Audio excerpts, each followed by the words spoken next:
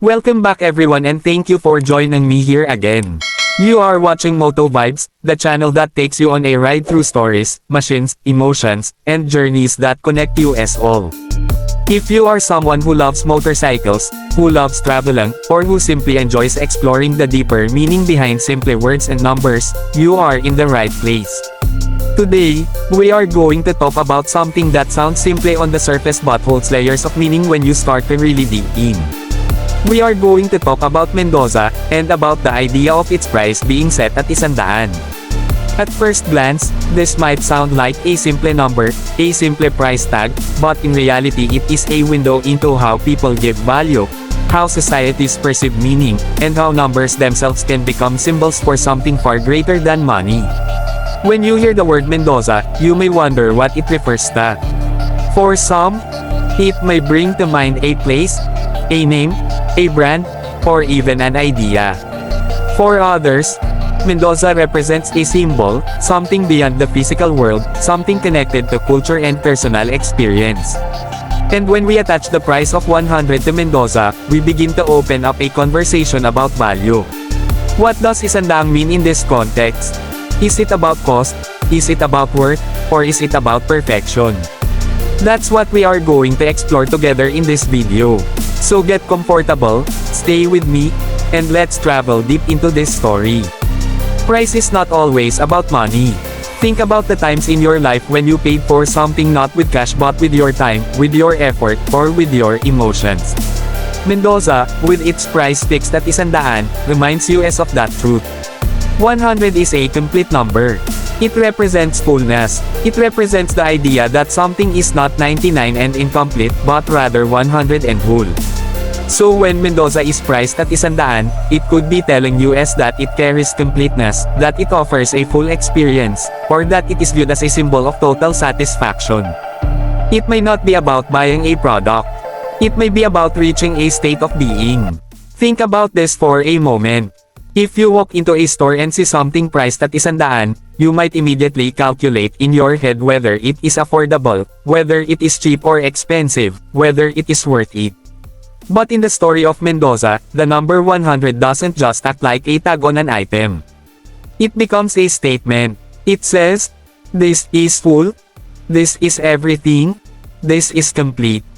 That is why many people talk about it with curiosity and with a sense of mystery. Because it is not just about paying 100 of some currency. It is about paying the price of completeness.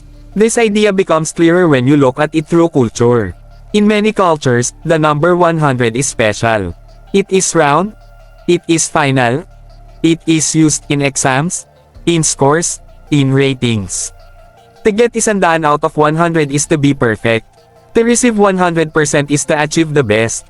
So when Mendoza is connected to this number, the association becomes powerful. It tells you that this is something tied to the highest standard. It is not average. It is not incomplete. It is the total. Now let's imagine Mendoza as a journey.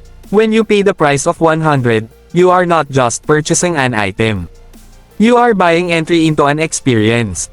Maybe Mendoza is a road, maybe it is a motorcycle ride, maybe it is a city that lives in your memory.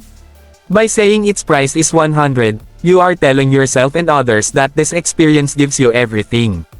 The wind, the sound, the sight, the emotion, the memory.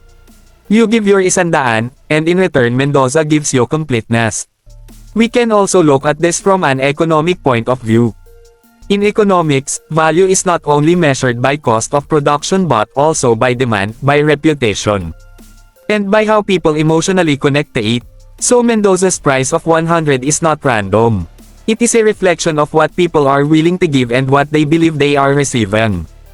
It tells you about social agreement, about how a community decides on value, and about how memory and meaning can be exchanged just like goods and services.